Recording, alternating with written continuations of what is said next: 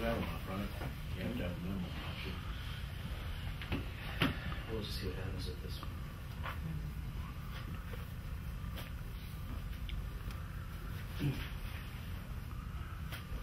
Did you get my right side?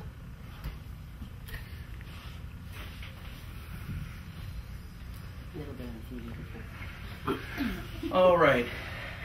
I want to take you guys to British Columbia this morning.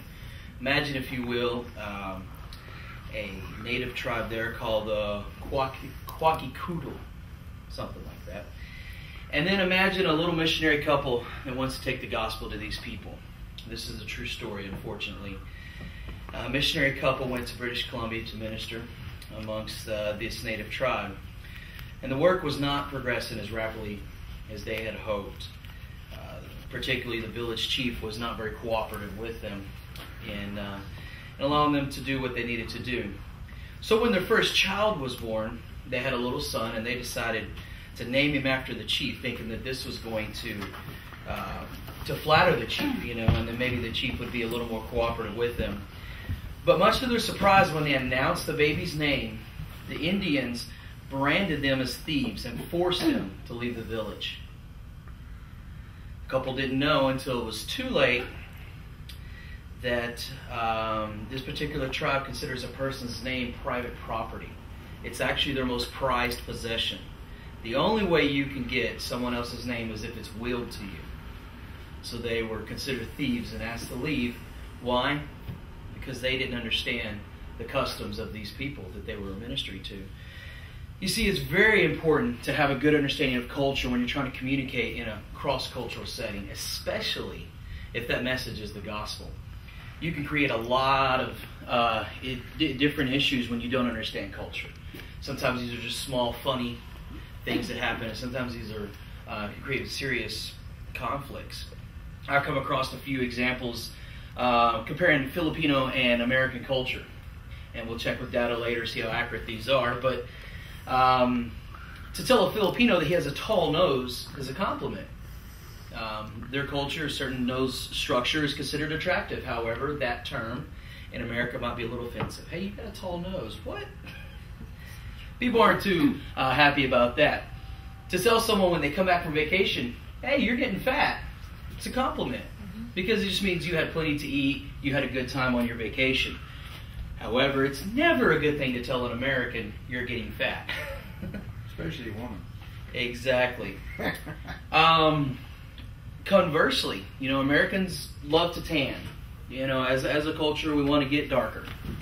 We're always going to tanning beds, sitting out in the backyard or at the beach. But if you were to tell a Filipino, hey, you're looking dark, that's not exactly a positive thing, because actually a lot of Southeast Asian cultures do not prefer to be dark. They actually avoid, a lot of sun contact to not become darker. Manual labor is work for the poor in the Philippines. The middle class and the wealthy people don't wash their own cars. They don't do yard work.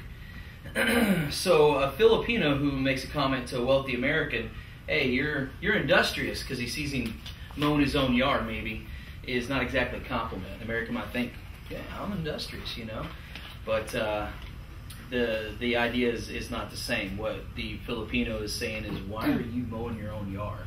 The American may think, I have a good reputation with this guy. This guy thinks I'm, a good person in what I do, but that's not exactly the impression that's being given.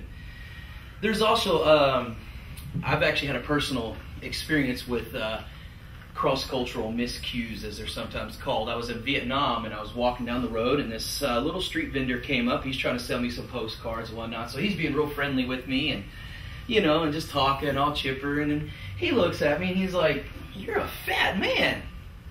And I'm like, I looked at him. Now, I understand he doesn't understand, and I'm thinking in my head, well, if your target audience is American foreigners, you're not going to do very good in your business. I didn't say that, but in their culture, that actually represents fluency. Only wealthy people can get fat, because only wealthy people can afford the food to get fat. And so he thought he was paying a compliment, to me, but he really didn't have a clue. Cultural differences can cause issues in sharing the gospel, particularly when even quoting specific scriptures. The Bible was written to a Hebrew culture, and some examples of that are in India there's a tribe of people, they speak the Telugu language, and when people were sharing with them Psalm 23, the Lord is my shepherd, it's kind of, to them it's like, hold on, wait a minute, God is a shepherd? Oh, I don't know about that, because yeah, a shepherd is someone that tends sheep. That's, they have that, but the connotation in their mind is the shepherds are drunkards and troublemakers. And so when you say God is a shepherd, that's the vision they get in their mind. There's also a South American tribe that a missionary was working with, and he got to the point where he's wanted to translate some scripture because there was people coming to know God. He was working with a particular friend of his, and they got to the scripture where, it says, "Behold, I stand at the door and knock." And this little guy said, "Hold on, we can't translate that." Of course, the missionary's like, "Well, hold on, you can't not translate part of the Bible." But the little tribal guy said, the only person that in our culture that stands at the door and knocks is a thief, because he wants to make sure whether there's someone at home. And so, they had to kind of reconsider how to communicate, because they, what you say communicates, can communicate different things than what you actually intend for it to communicate. But it is possible to get past these issues if you just take some time. That specific example I just gave you about the "Behold, I stand at the door and knock" issue, they translated it, and it sounds funny to us, but "Behold, I stand at the door and clear my throat." Because when you go to someone's house, that's what you do. You walk up to their door and you...